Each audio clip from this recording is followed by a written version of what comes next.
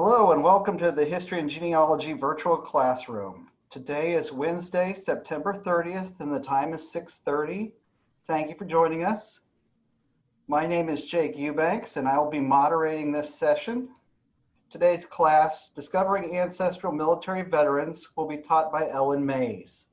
This class will be recorded and made available on the St. Louis County Library website. If you are viewing this Zoom session live, you're encouraged to type questions using the chat feature at the bottom of your screen. The instructor will answer questions at the end of this session. I will now turn this over to Ellen Mays and we will begin the class. Welcome everyone. Thank you so much for joining us tonight for this class of Discovering Ancestral Military Veterans. And this class will be an overview of various records and resources for researching military records. There are a lot of different concepts and methods that we could cover, but I'm going to try to make this a good overview for you all so that it can help get you started or possibly help you discover some answers to some mysteries that you may have. So again, if you have any questions, I'll be happy to answer them. So let me know if you have any specific mysteries you're trying to solve, because I would be really happy to be able to get you started on finding some answers to those questions.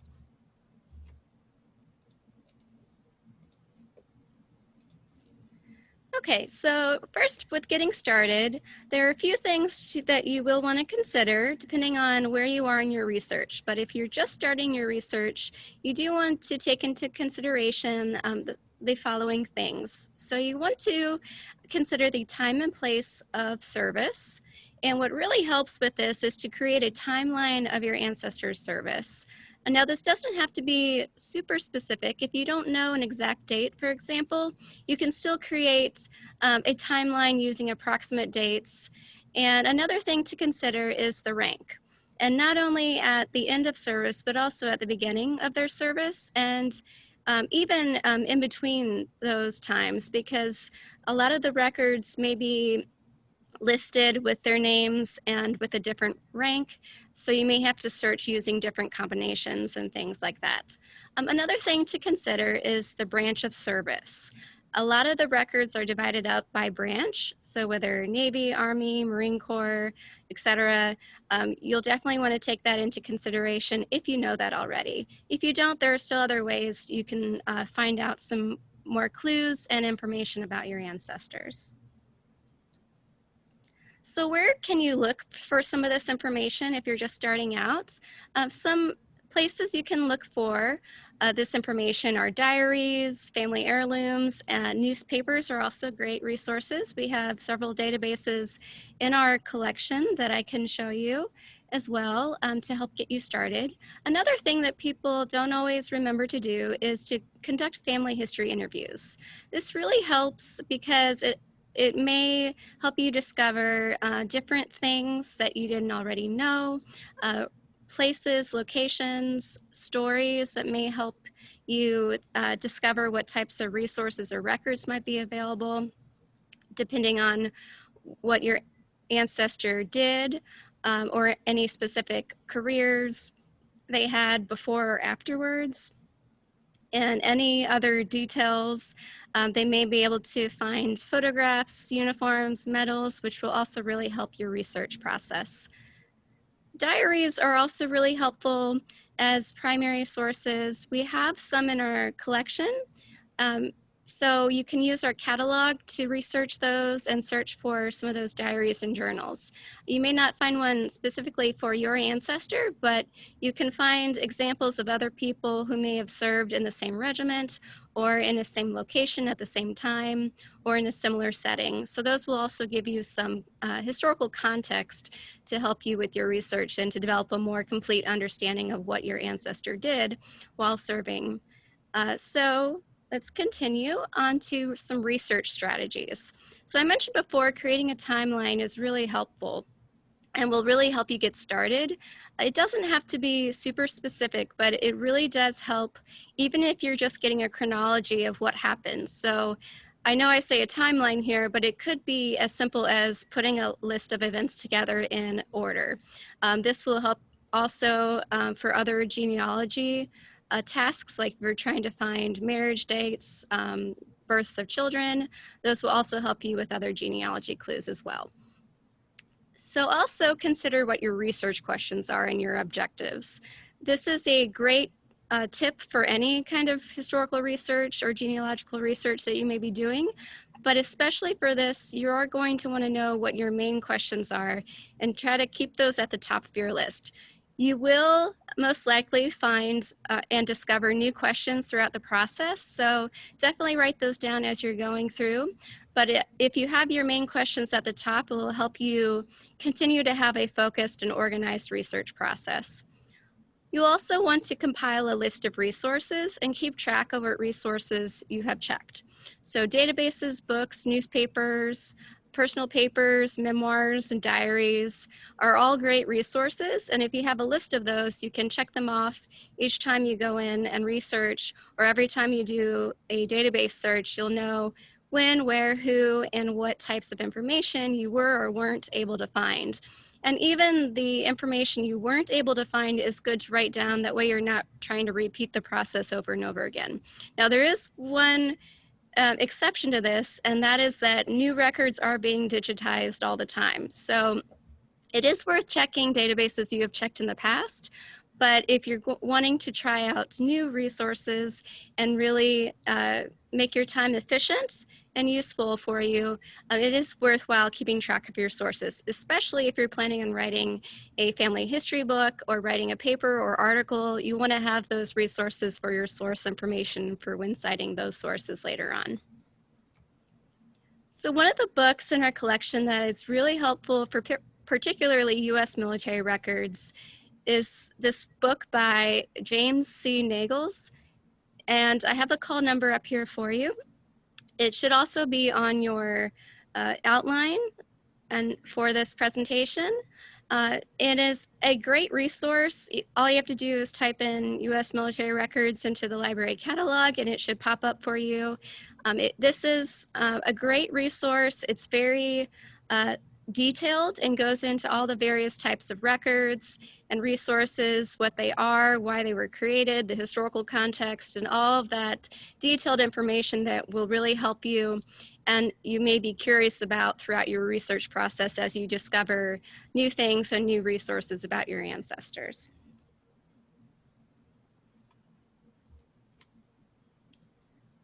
So some key details from military records that you'll find are birth and death dates, names, addresses, and their health throughout their life, particularly if it revolved around a specific time period or conflict or war. Those will also help you discover what happened throughout your ancestor's life. This is an example here of a Revolutionary War pension record. We'll go into how to research and locate some of these pension records a little later on tonight, but I definitely wanted to give you a quick example of what some military records will look like and the kinds of information you may find on those records. So some different types of records you can research for military records include draft records, service records, pension records, and bounty land warrants.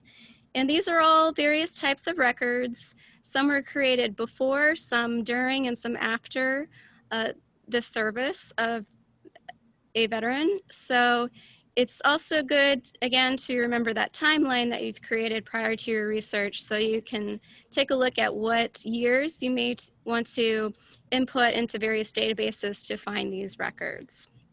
There are some specific dates and birth ranges that are good to take into consideration, which will be very helpful when researching things like draft records.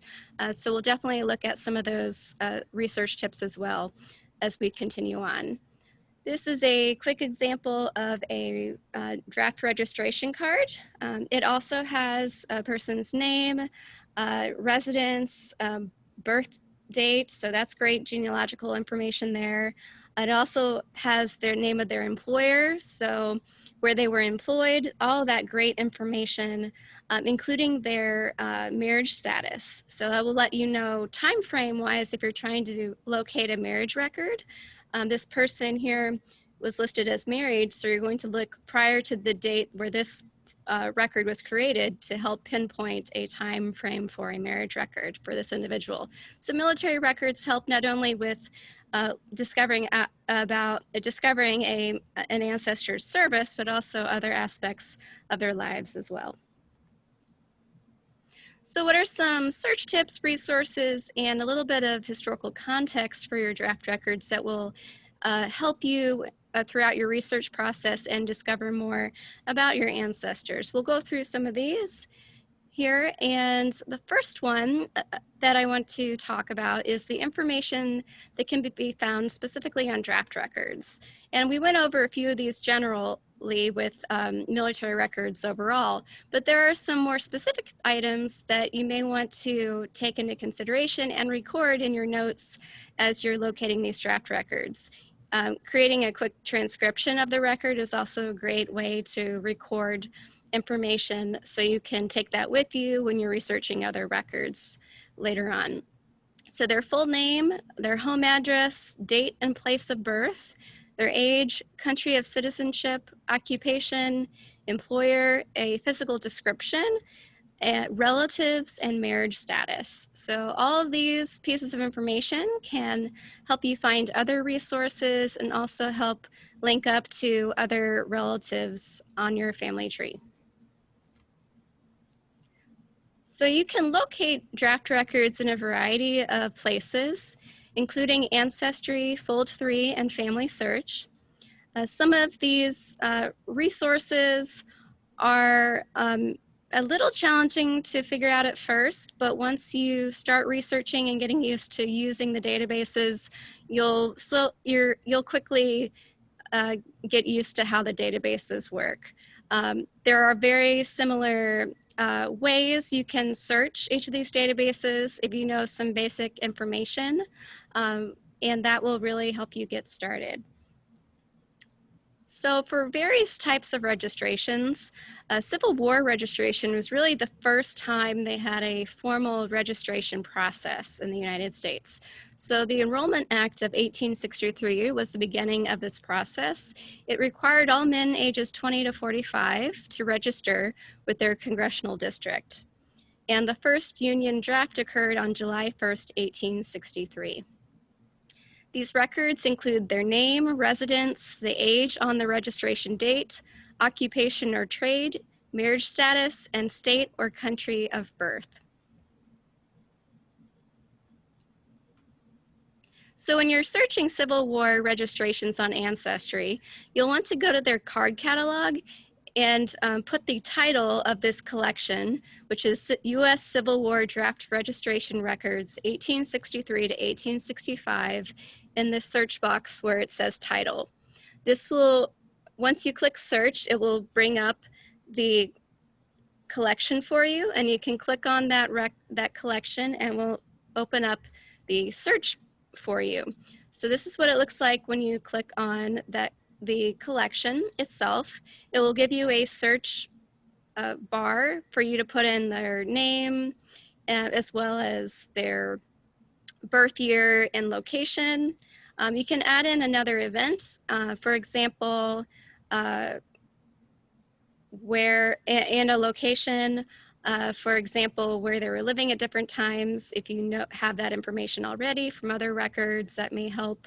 And you can even guess. You don't have to narrow it down to any specific location, so that will help you keep it open to the possibility of discovering more records that way.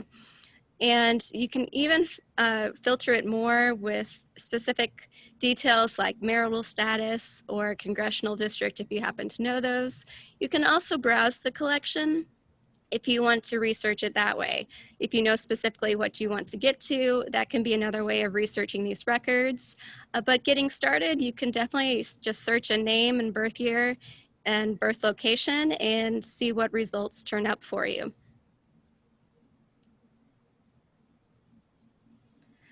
So this is an example of a Civil War registration from Ancestry, and it is really interesting to look at what details are included on this record. So you'll get a description of the person, as well as any information about their former military service, their residence, their name and age. But one thing I think is really interesting is that they are handwritten records. So one thing to keep in mind, as with all genealogy and family history research you do, is that names can be transcribed differently. So when you're searching, try different spelling combinations as well, because they may be listed with a different spelling in the index from what you have on other records as well. So try different spellings if you aren't able to find them initially, and definitely take a look at the original record too. Don't rely only on the transcripts that you get on Ancestry. So where are these original records? The actual original consolidated lists of Civil War draft registrations are housed at the National Archives. They're in Record Group 110, and this is what the description looks like on the National Archives website. So it has the title of the collection here at the top. It has a unique National Archives identifier number. It has the creator here, which is the War Department, so you know who created the records, and a time frame for when the records were created, and then a general description of what years these records cover, and a more detailed description under here. This also helps with your source information if you want to know more specifics about the original records. But again, Ancestry has digitized a lot of these records and made them available for your own research digitally. So this is good information to know if you're curious about where the original records are kept and how to access them through Ancestry.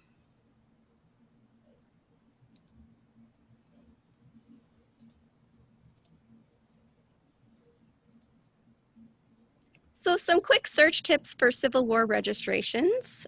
A registration record doesn't guarantee that an ancestor served in the Civil War. So you may find a Civil War registration and not find a service record, or find them in a Civil War service index. But it is worthwhile checking both just in case there were both, but don't be surprised if you aren't able to find a service record as well. Other things that people may want to know or are curious about Civil War registrations, were there any exemptions for service? And there were some, and those included physically or mentally impaired, only sons of dependent widows or infirm parents, widows or orphans supporting young children, non-citizens who had not declared an intent to naturalize, anyone convicted of a felony. And you could also furnish a substitute or pay $300. So there were some exemptions as well, which shows that you may find that some people don't have a service record in addition to a registration record. So there were records for the Confederates as well. There was a Confederate Conscription Act of 1862. It required all white men ages 18 to 35 to register, and it was later changed to ages 17 to 50 in 1864. They also had a few exemptions, including those for ministers, teachers, civil officials, tradesmen, and railroad workers. Now, you may be wondering if these records can be searched. There are very few records that still are around today. And the ones that are available were compiled by the states after the war. So you may find some of these in print resources. So check library catalogs by state and see if they may have any books. We do have a couple in our collection. There's one from Mississippi that we just got in recently. So you can search catalogs and see if there are any available for these as well. However, there are not as many as the Union side. So moving on to World War I draft cards. Some basic history and research tips for these draft cards as well will be highlighted for you. So a little bit of historical context about World War I draft records. So there were 3 registrations that took place between 1917 and 1918. The first occurred on June 5th, 1917, and it included men ages 21 to 31. The second one occurred on June 5th, 1918. This was for men who had turned 21 since the first registration date. The third registration took place on September 12th, 1918, and included men ages 18 to 45. So you can see that the age extended each time they did another registration. They registered around 24 million total, and these records can be found for most men born between September 1872 and September 1900. So if you're looking at birth dates and birth years, and you have men on your family tree born between those years, you may very well find a World War I draft record for them.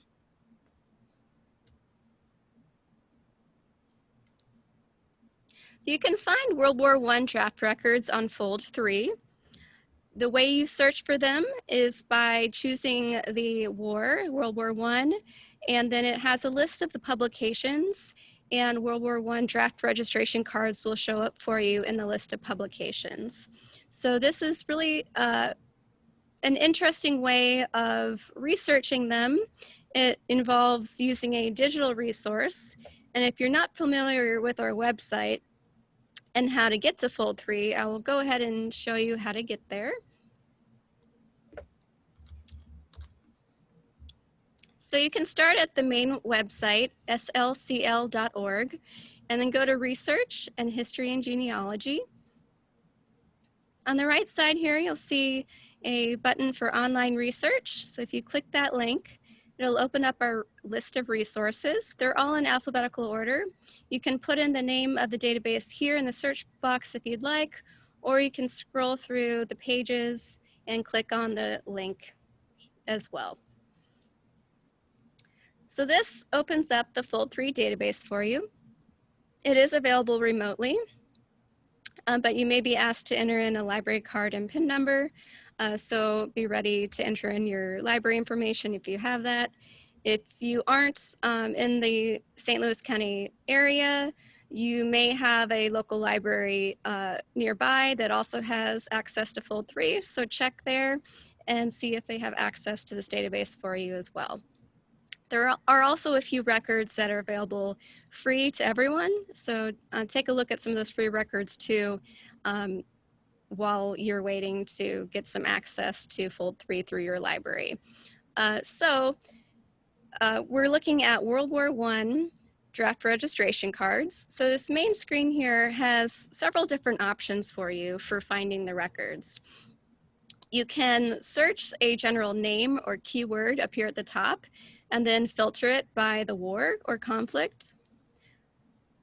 Or you can go specifically to the World War I menu here on the left-hand side, and you can go to Browse All World War I Titles. This will bring up the list of publications. You can see how there are a lot of different records and resources available here for World War I on the Fold 3 database.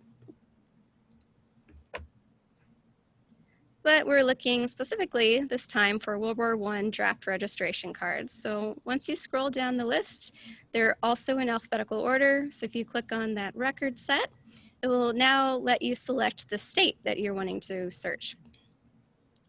So let's search Missouri, and now you'll find the county. So we'll try one of these, Benton. And then you'll have a list of surnames to start with. They're in alphabetical order. So you can choose whatever letter and then find the surname of your ancestor. Once you get to that page, you can click on the digital image of the record. It will have both the front and back of the card, so make sure to check both of those. They will have different information, including the physical description on the second part. So definitely make sure to check out both cards, both sides of the card. So you'll have the name here at the top, the age, home address, which is also great. You can use this as another substitute for in between census years and in addition to city directories. You can find the date of birth there to corroborate it with other information you're finding on other records. This individual is listed as natural born, so you can find out if they're naturalized, so you might be able to find a naturalization record if they're listed here. And this list also lists the birthplace. So even more genealogical clues can be found here as well. And I also think it's really interesting to be able to find these records because you can find out about their employer as well. Not only what they did, but also who they were employed by and where they were employed. This will also give other clues as to other family members they may have. This person is listed as married, so you may be able to find a marriage record for them as well. And also lists any prior military service they may have had. There's also at the very bottom their signature, so you can actually find your ancestor's signature on these records as well. And then again, on the other side of the card is a physical description of what they looked like. And then the listing of the county and state where this record was created and the date of the record. This one was June 5th, 1917. So all this information can be really helpful with finding other clues and helping you find other records for your research as well.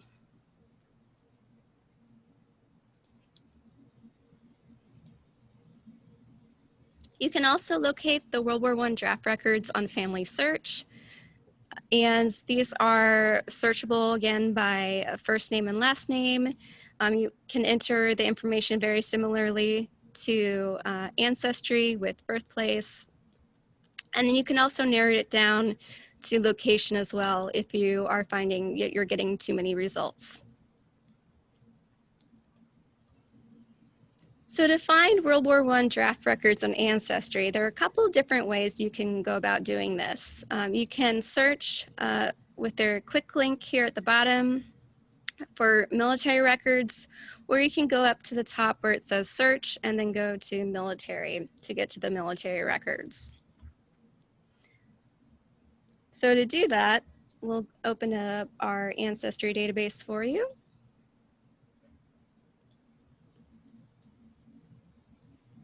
And Ancestry is currently available remotely.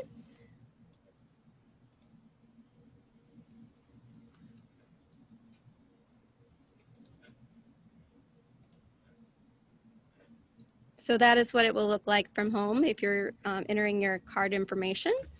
And once you're logged in, this is the home page where you'll find Ancestry Library Edition. Across the top here, you'll find different menu options. The search button here will open up different subject categories and record categories for you. You can search all, but we're specifically looking for World War I draft records here, so we'll go to military.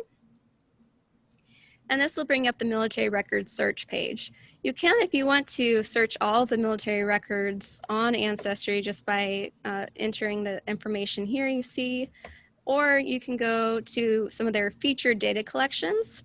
The World War I draft registration cards are actually listed here as one of their featured collections. So it's a really quick way to go to the collection on Ancestry as well. You can also browse the collection if you prefer browsing. And once you enter a name and click search, it will bring up a list of records for you. And if you click on one of the records, it says view record, it'll give you a transcription of what some of the information on the record, the source citation, so you have that for your source information. a little bit of detailed information about the original records and how and why they were created. And then you can click on View here to view the original records. You can see they look very similar to the way they do on Fold 3, with both the front and back of the card for you to download. You can save or download the records as well for free. You can print them or save them to your computer. And it is a nice thing to know that you can find these records in multiple places. So if you're having trouble with one database or you prefer researching on one versus the other, they are available in multiple locations.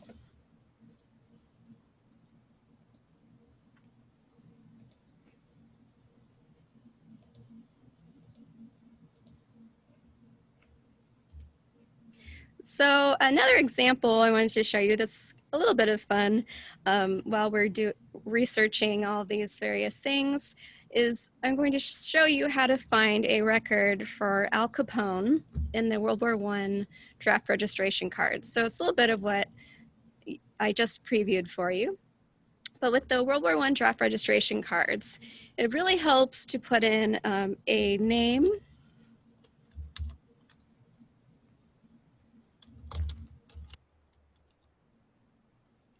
and a location, if you happen to know that.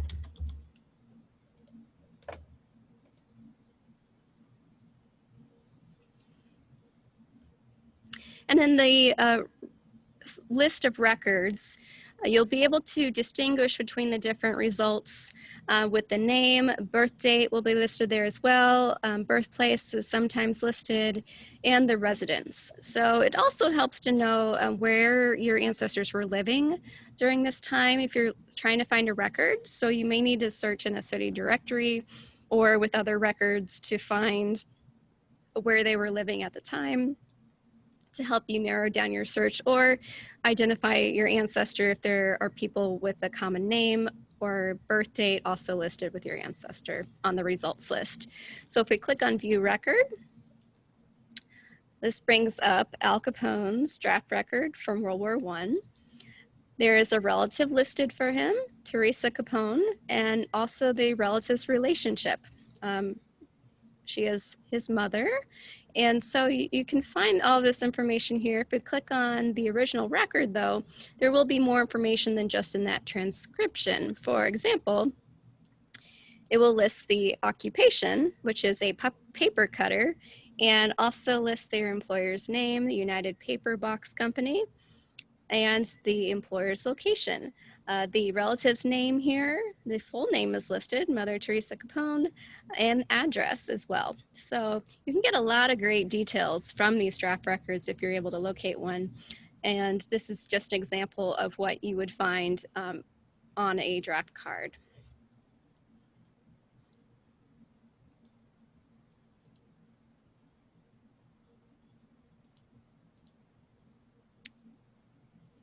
Here's another look at the draft record for Al Capone. It's enlarged again for you so you can take another look at all the details again.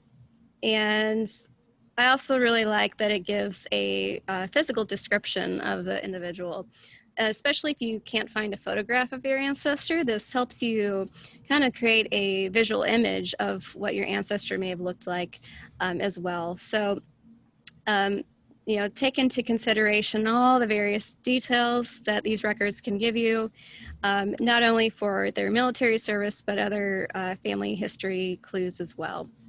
It also gives their age in years. So this is one way to find out birth years and other dates that can be challenging to find on other records.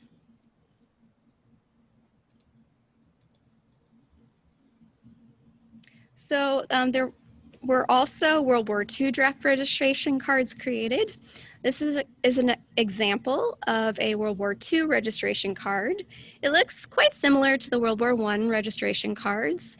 As you can see, this lists on the registration card, this was done for men born on or after February 17th, 1897, and on or before December 31st, 1921.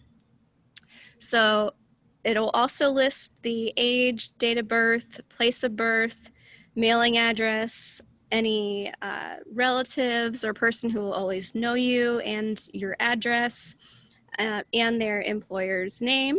This individual was employed by Captain Eddie Rickenbacker, and it also lists where he worked, Pier Number 3, City Yacht in Miami, and also the signature, Peter Jensen. So this information can also be found on World War II draft registrations. So a little bit of context about the World War II draft registrations.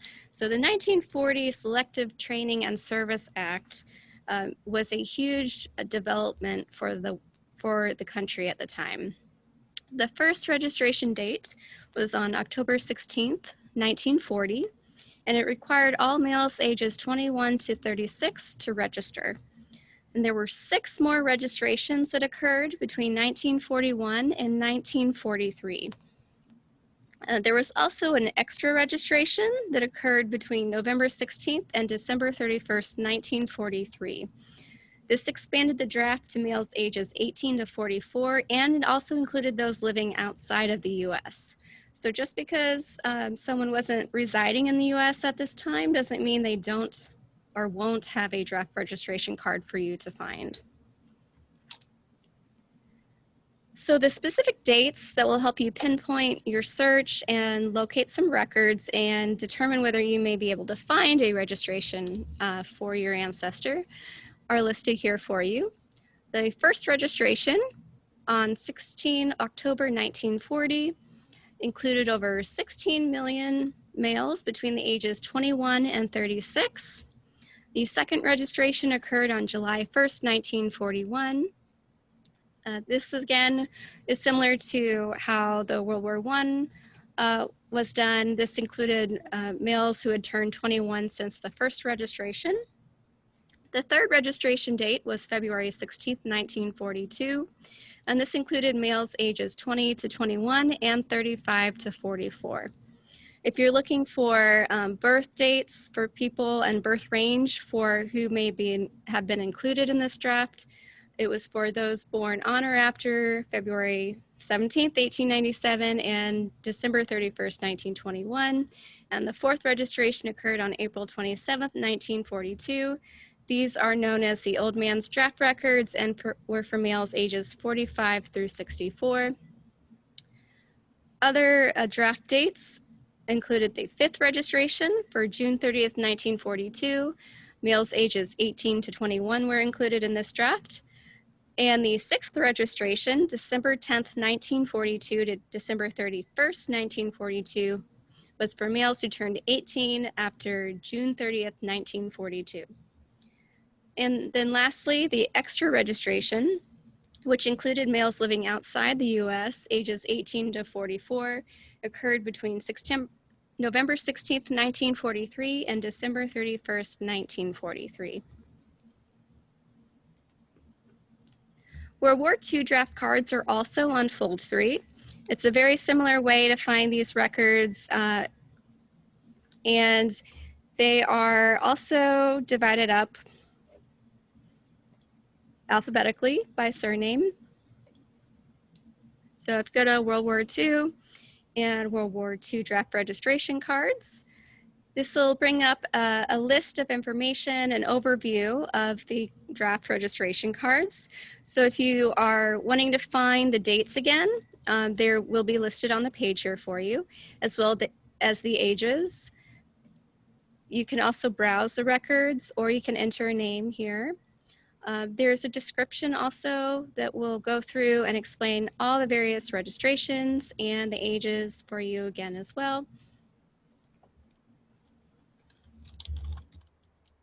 So if you enter a name into the search bar, it will bring up a list of results. So this is another way you can research on Fold 3 just by using the search bar, and you can filter it with various filters on this left-hand side here.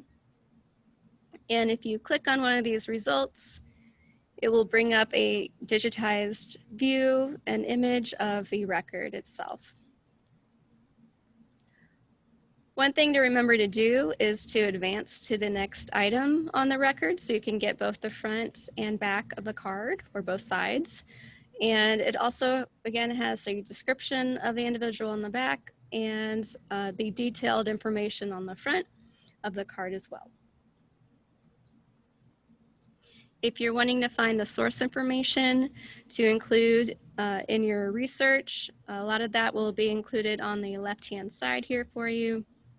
If that is taking up too much of the room on your screen and you want to be able to see a larger image or zoom in, you can do that by clicking that eye. You can bring the information back if you need to. You can also download and save from this computer as well. And you can download or save. It also works with Ancestry, so you can also save to Ancestry if you have an Ancestry subscription and a family tree on there. So it does provide another way to record your information. Another interesting thing to note is that the middle name is also included on these records. So if you're trying to find a middle name for someone, or if you only know their middle initial, this may help you find their entire full name as well.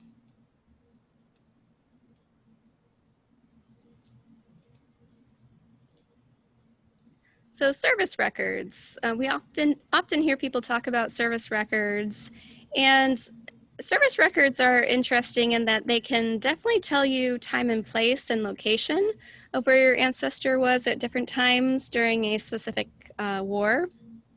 However, they don't always contain a whole lot of information depending on how much has been digitized and what is available digitally so far.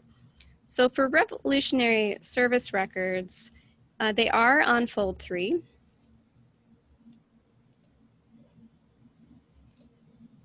And there are various document types that you'll notice on the database. So for Revolutionary War Service records, you'll find a jacket envelope that includes their name, rank, and unit, as well as abstract cards, which could contain their muster rolls or payrolls, other information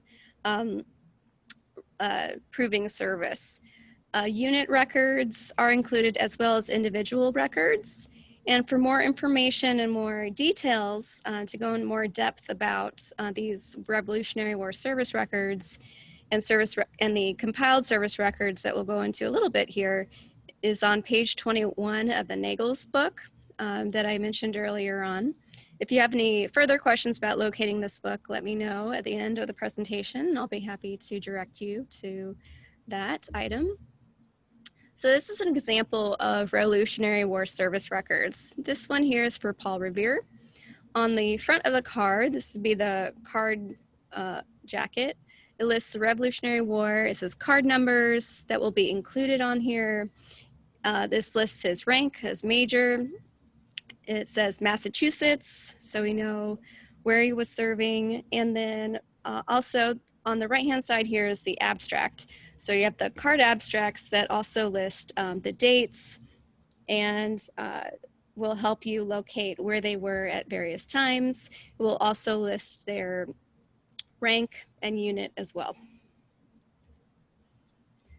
So Civil War service records are also a frequently requested item for military records, and that is because they are going to help you find clues about your ancestors' Civil War service and where they were serving and who they served with. So one of the most interesting and most helpful resources to use when you're first getting started with Civil War service records and Civil War research in general is the National Park Service's Civil War Soldiers and Sailors system. And this database includes a name index for Civil War soldiers and sailors, and it includes both Union and Confederate regiments, and as well as some other historical information. But if you have very little information and you're first starting out This is definitely a website to check out. And what it will look like when you go to it is once you enter a name, it will give you a list of search results like you see here on the screen, and then a list of names alphabetically. And it will also give you a brief synopsis of what and where that person was, what they did, and who they served with, which side they were on. And then if you click on those individual records, it'll bring up another detailed record. So it'll include their unit, which side they fought on, their company, their rank when they entered and left service. This one has an alternate name, which is very interesting because that may help you try different search items or search queries later to see if that helps you find other records that or other ways they may have been written in the records. And also the National Archives film number. These are good things to record because a lot of the service records for the Civil War you are still going to have to request through the National Archives. And I will show you a little bit of how to go about requesting those records as well. So there are Civil War service indexes on Fold 3. They're divided up by state. And in the 1890s, the War Department created the Compiled Military Service Records. And this was a way to combine and consolidate all of the information into one record. And these records included information transcribed from muster and payrolls, regimental returns, descriptive books, and hospital rolls. It also included an envelope jacket like you saw on the Revolutionary War records, but they corresponded with the papers included in the record. So you'll find all the papers listed there on the front of the card with their numbers. And some of the information you can find on these cards include their name, dates of enlistment, periods of service, residence at their time of enlistment, and a personal description.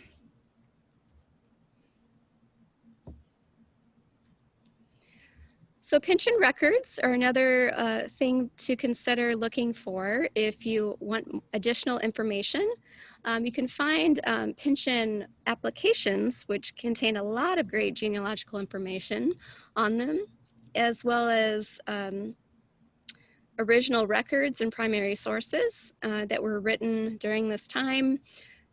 So you can find out some information from someone during that time period when those records were created.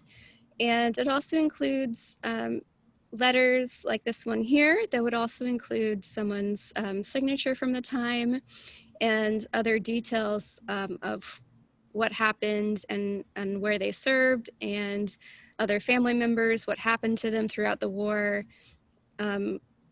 whether they survived the war, whether they had any significant injuries and things like that. So these pension records are full of great information about your ancestors. So again, this is an example of what you might find on a jacket. So it has the certificate number at the top. It has their name. This is listed as a widow. So this is a widow's pension jacket. So this is for Nancy Mize, the widow of Jonathan Mize, and it lists his rank and regiment that he served with. And so these clues are going to be details, again, about their service history, family history, relatives, their state of health, and life after the war as well. So locating pension records for the War of 1812. The War of 1812 pension application files are arranged alphabetically, and they are on index microfilm number M313 at the National Archives. However, Ancestry also has an index to them, and the pension files are also on Fold 3. They're about 82% complete, so they're almost complete there. So if you have anybody who may have served in the War of 1812, these are great resources for you for genealogical information. So locating pension records for the Civil War is also really fascinating because these pension records can contain, again, a lot of great information for you, but specifically about family members and how they were impacted by the Civil War as well. So Civil War pension records can be found on Fold 3, Family Search, and Ancestry. The indexes will help you locate the information to later request it from the National Archives if you want the entire record. There are also full Civil War widows pensions. That example on the previous slide is what they look like. And there's also a general index to pension files on Ancestry and Family Search that covers 1861 to 1934. There are also print resources for pension records. Our library, for example, has books that if you search by location, so you will need state or possibly even county level, you can find specific pension records and lists and indexes for the Civil War in book format as well. One example is for Nottoway County, Missouri, Civil War pensions. And this is a book we have in our collection that will help your research for Civil War pensions. So for requesting pension records, you're going to go to archives.gov/forms and select the military pension/bounty loan warrant applications form, or whichever record you're searching for. Service records are also another record you could request. You're going to want to use Form 85. However, there's an online ordering form now, so it makes it really simple for you to go and order it online. There is a limit of 6 per request, and you can track your order at eservices.archives.gov/order online. So if you've already submitted an order and you're wondering about the status of it, that is one way you can do that. Right now, they are not processing them as quickly as they usually do. So do be aware that they are going to take longer than usual. There is a mailing address as well if you want to use the paper form, and the address is listed here on the screen for you. And you can put it at the attention of NWCTB at 700 Pennsylvania Avenue, Northwest, Washington, D.C. 20408. And this information is also included on their website. If you go to archives.gov, all of this information can be found there. I can show you the website has a lot of information, so it can be a little challenging to navigate.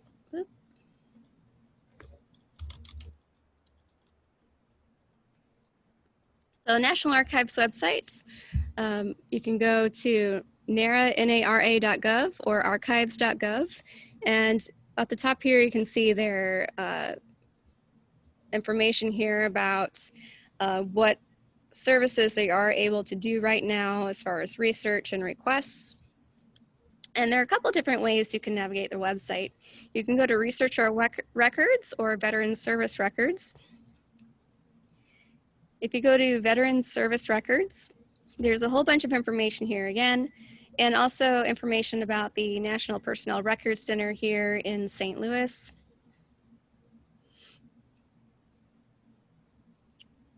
And also details about what's available online, how to locate older records as well as more recent records, what is available and what isn't. So if you want to request these though,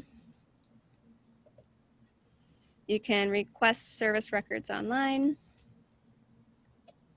and you can also check the status of your request as well.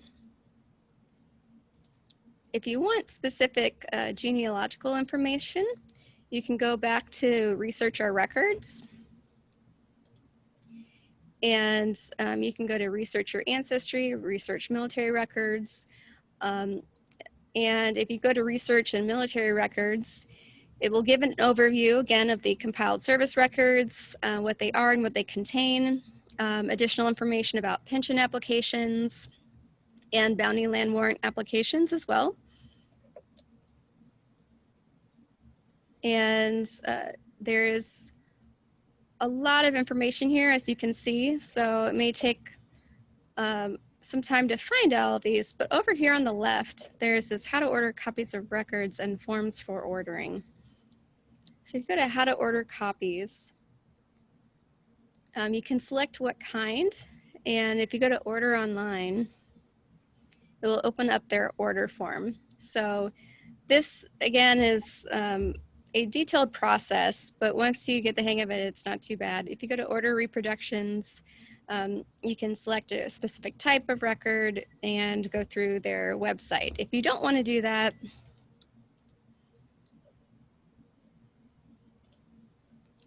you can go back to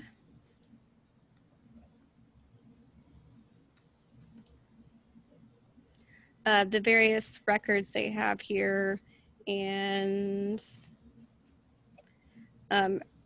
other frequently asked questions and their, let's see,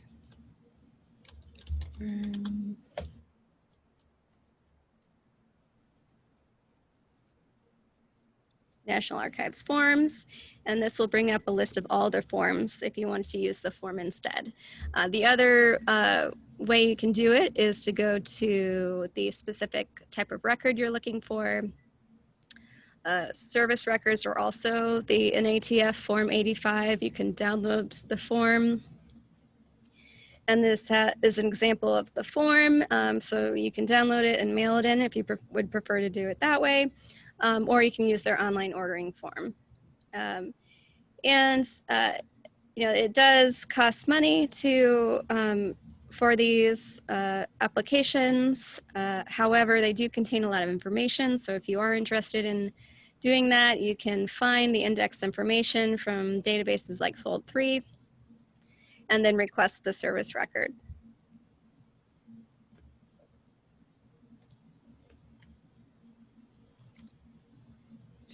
So bounty land warrants are another type of record that contains detailed information about an ancestor's service and identifies when and where they were and what they may have done throughout the war.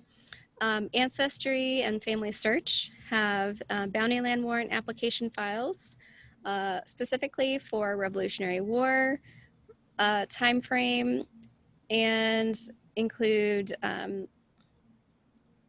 the index as well as the pension payment ledgers. For the War of 1812, there are also bounty land warrants available. So these are not as well known and known about. So these are worth looking for though, if you have ancestors who may have served during the War of 1812. And the bounty land warrant applications index itself also helps prove service. Specifically for this bounty land warrant application index on Fold 3, it shows service between 1790 and 1855. So even if you can't find the original record or don't want to order the original record, you can still get a lot of information from the indexes themselves. We also have a bunch of print resources here at the library that are great resources as well. There are also really good ways to research using books still. And the History and Genealogy Collection Guide has a lot of great go-to resources for you. They include books that are guides, subject guides, books about women in the military, military museum and historic site directories, specific books for different time periods and different wars, information on how to research uniforms and medals and other family heirlooms, listings of letters and diaries and memoirs. And so it's a great collection guide on our website, and the indexes and finding aids and collection guides menu. So I will show you how to get to that. It's a good thing to be able to find.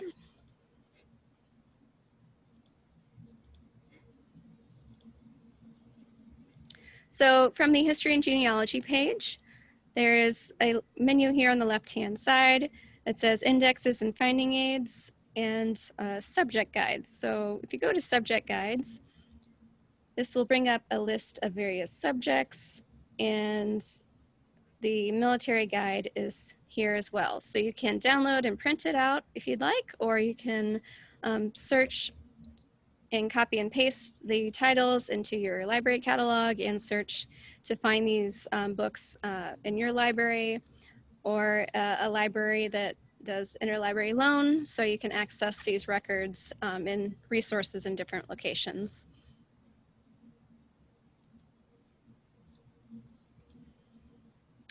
Other types of print resources you may want to consider are unit histories.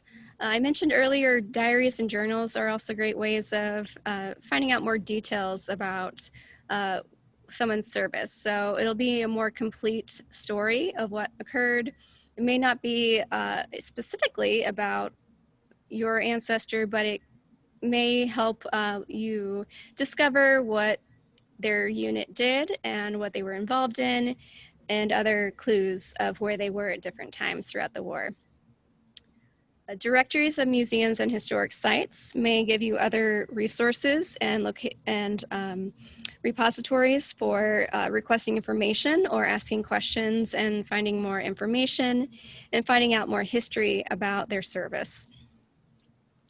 There are also roster lists in book form, and also a list of burials and cemetery books. And we just got in a bunch of new cemetery books for the Civil War. So those are also good things to look at and search in our catalog. This is a fairly new resource uploaded to Family Search for Missouri military records called the Missouri Reports of Separation Notices 1941 to 1946. And they are an index and images of World War II reports of separation. So these records were from 1941 to 1946, and they're located at the Missouri State Archives in Jeff City. So I went over a little bit of the military records at the National Archives and what are available. However, there are two different locations, and you may have heard a little bit about what is contained at both locations, but primarily if you're looking for Revolutionary War records up to 1918, those are going to be at the National Archives building in Washington, D.C. Anything from World War I up to the present is going to be at the National Military Personnel Records Center here in St. Louis. So those are the basic overall time frames that you want to consider when you're trying to figure out which location is going to have the records you're researching and looking for. A great book for researching records at the National Archives is this book by Trevor K. Plant. It's 973.016 P713M, an ARC card catalog. If you want to research this book or request it, it is available through interlibrary loan. So definitely take a look at this book as well to find out more information about researching service records at the National Archives. More specific details about the records in Washington, D.C. Are divided up here by date and by branch. So there's information for volunteers, 1775 through 1902. There are also Army records for both enlisted personnel and officers between 1789 and for enlisted up to 1912, for officers up to June 30th, 1917. Navy personnel 1798 to 1885 for enlisted, and 1798 to 1902 for officers. Additional records also housed at the Washington, D.C. location include records for the Marine Corps, enlisted personnel 1798 to 1904, and officers 1798 to 1895. There are also Coast Guard records, which include their predecessor agencies known as the Revenue Cutter Service, the Life Saving Service, and the Lighthouse Service. Those records are available 1791 to 1919 timeframe. So again, that 1918 cutoff is what you will find as a common 1917, 1918 will be the common cutoff that you'll see. So for the St. Louis, Missouri National Personnel Records Center, There are Army records and Air Force records available. Electronic records are held for members discharged or retired after September 30th, 2002. They also have officer records after June 29th, 1917, and enlisted personnel after October 31st, 1912. For the Air Force, they have records for officers after 1901, enlisted personnel after 1884, and records after September 30th, 2004 are with the Air Force and not transferred to the National Personnel Records Center. So there is a date at which those records are going to be with the individual organizations or branches at their locations. So you will have to go and access those records through them for more recent records. You'll see that also with the Navy after December 31st, 1994, they were retained by the Navy. However, officers separated after 1904 and enlisted personnel separated after 1905 and up to 1994 are available at the Personnel Records Center here in St. Louis. Marine Corps records are also here 1905 to April 30th, 1994, and May 1994 to December 31st, 1998. And then after that, December 31st, 1999, they are now housed at the headquarters of the U.S. Marine Corps. And the Coast Guard records are available for officers separated after 1897, enlisted personnel separated after 1904, and the predecessor agencies after 1919. So again, some last minute tips to remember for locating veterans during World War II would be to look for the World War II draft cards on Ancestry. Look for people born between 1897 and 1926. Search using their given name, and you also want to verify their information with other records. For locating Civil War veterans, you'll want to use the research guides on Ancestry. You also want to look at the 1930 and 1910 censuses. These have questions pertaining to Civil War service. So if you have ancestors who would have appeared on the 1930 or 1910 censuses, those are great resources for beginning your research. Again, the Civil War Soldiers and Sailors database of the National Park Service is also a great first step for researching Civil War service. It is included on our list of online resources on our website. So you can click that link and it will take you directly to that website. And Fold 3, again, is a go-to place for Civil War service records and their indexes. For Revolutionary War veterans, you want to consider resources such as the Sons of the American Revolution membership applications, which are on Ancestry, pension applications, service records, and the DAR lineage books, which we do have in our library collection. And also consider the various museums, archives, and special collections of the military. These are the websites for the various history offices and archives of the various branches. There is an Air Force history office, a history office for the Coast Guard. There's a National Museum of the Marine Corps. The Naval History and Heritage Command is the resource for all naval history information. And then the U.S. Army Center of Military History also has a lot of great history and information for you about the Army. For international military records, you'll also find great resources on Fold 3, Ancestry, and Find My Past.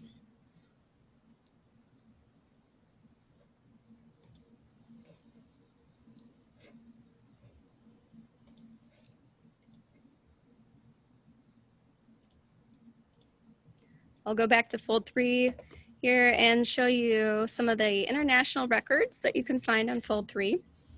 This quick list of popular resources may help get you started, but if you want to browse all of them, you can go to Browse All International Titles. You can also go to New and Updated to see what new collections have been updated recently. involving international records.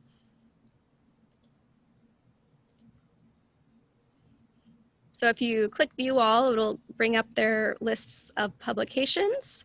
It will show which conflict or war you want to select. These are all publications are listed here in alphabetical order.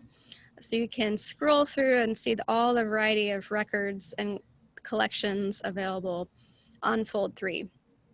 You just click through the menu and it will help you filter it along the way with dates.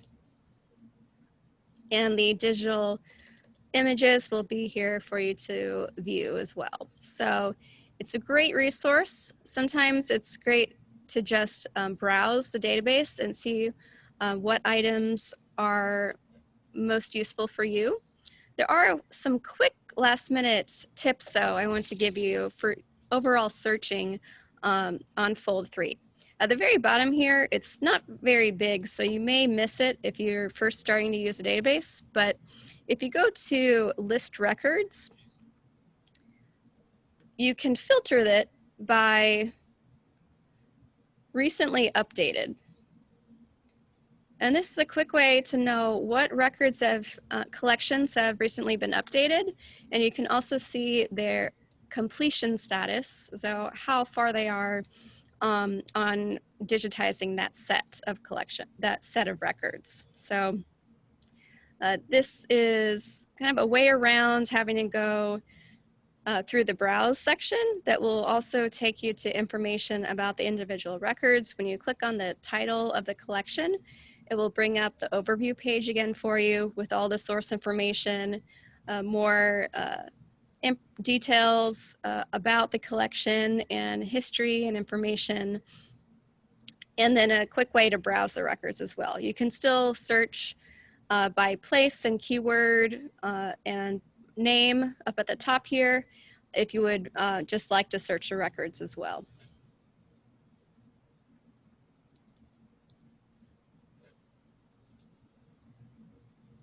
One new thing that is still in beta mode for Fold 3 are these Civil War stories.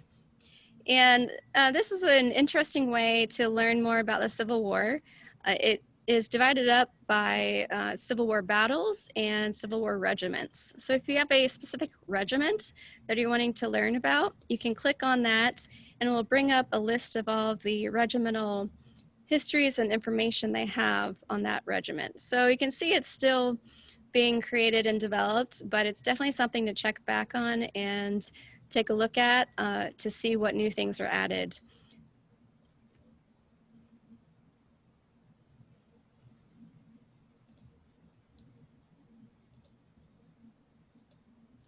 So I will go ahead and take questions from you all. I really appreciate you sticking around and listening to this presentation. There's a lot of information and I know there are probably things that you want to dive into more specifically. So we will have classes later on and we are always here to answer your questions. You can call us or email us and our phone number and email are listed there on the screen for you. We've got several questions, Ellen. The first question we got, and I think it's an important one, is what actually is a bounty land warrant? You talked about it on several occasions, but I don't know that we ever described it in the talk.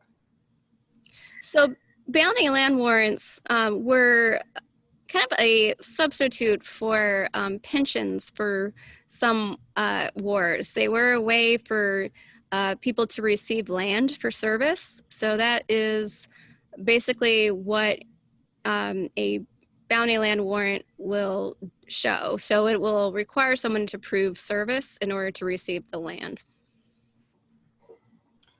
Yeah, I would just add, so bounty land warrants came into play for the War of 1812, Revolutionary War, the Mexican-American War, and so the Civil War.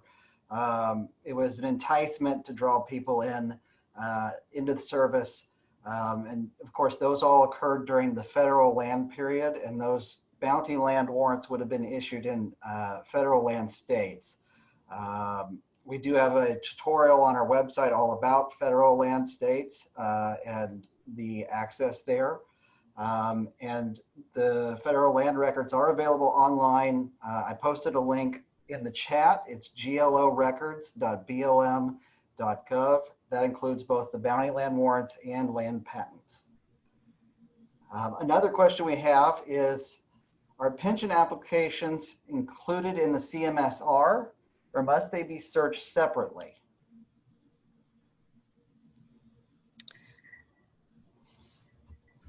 I looked this one up, so.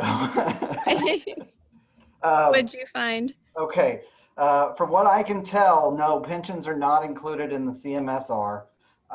It's things like muster rolls, transactions, letters, and other items within the service files. It does not include the pensions.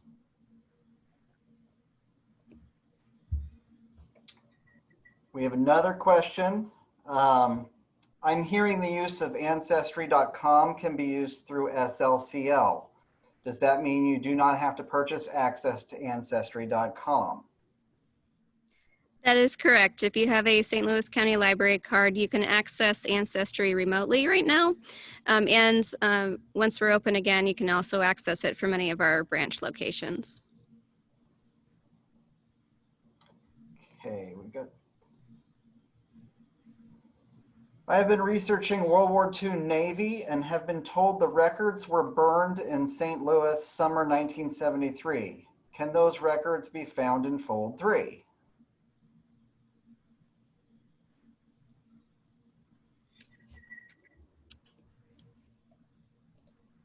That is a good question. Let's check and see.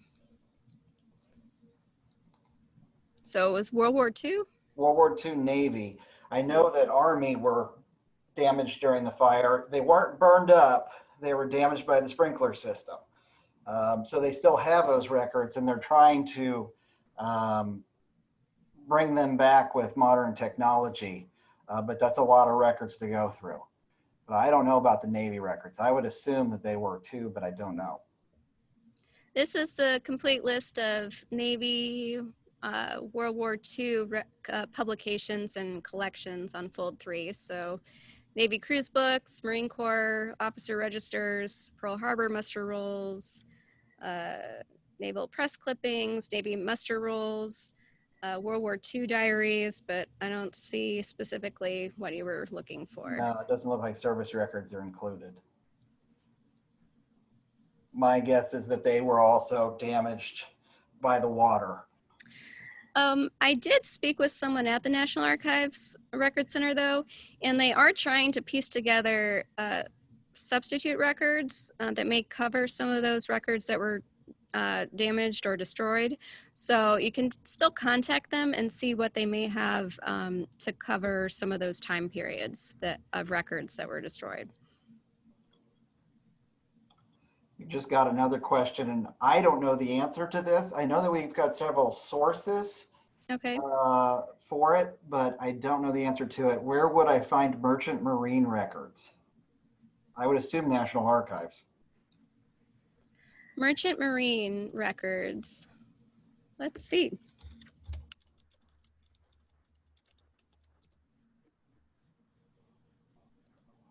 Licensing files are available from NARA St. Louis.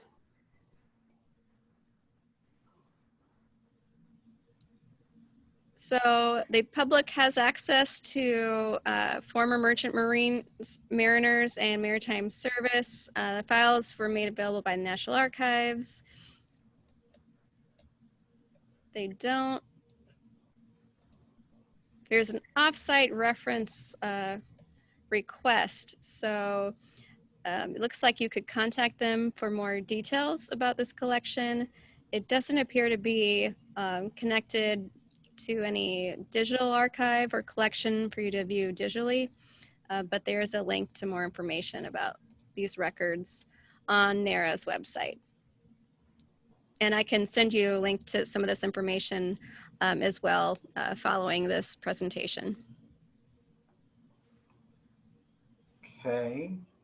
I've got a note. I don't have a question here, but a note that Civil War records or in Washington, D.C., St. Louis, and Veterans Affairs.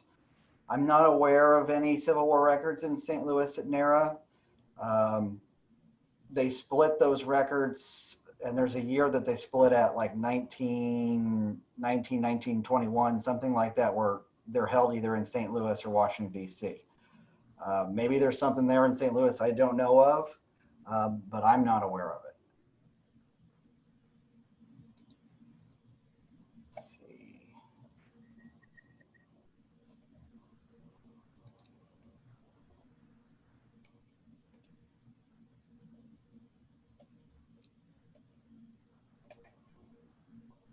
Giving them a second here to see if there's any other questions.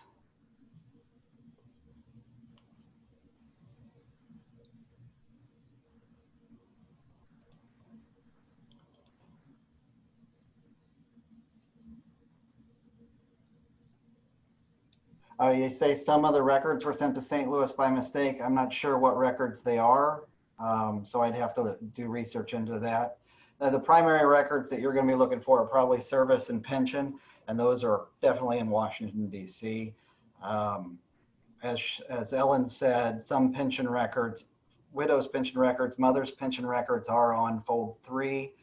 Those are mostly for soldiers who died during the war and were the first pensions issued for mothers or widows, but the majority of those records are in Washington, D.C.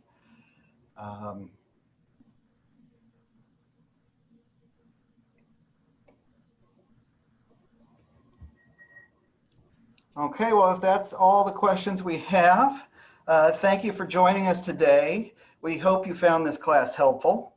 If you have further questions or comments, please feel free to contact History and Genealogy at 314-994-3300 or by email at genealogy@slcl.org. A reminder that this class has been recorded and will be made available on the library's website at www.slcl.org/genealogy. This ends the Zoom session. Have a good evening.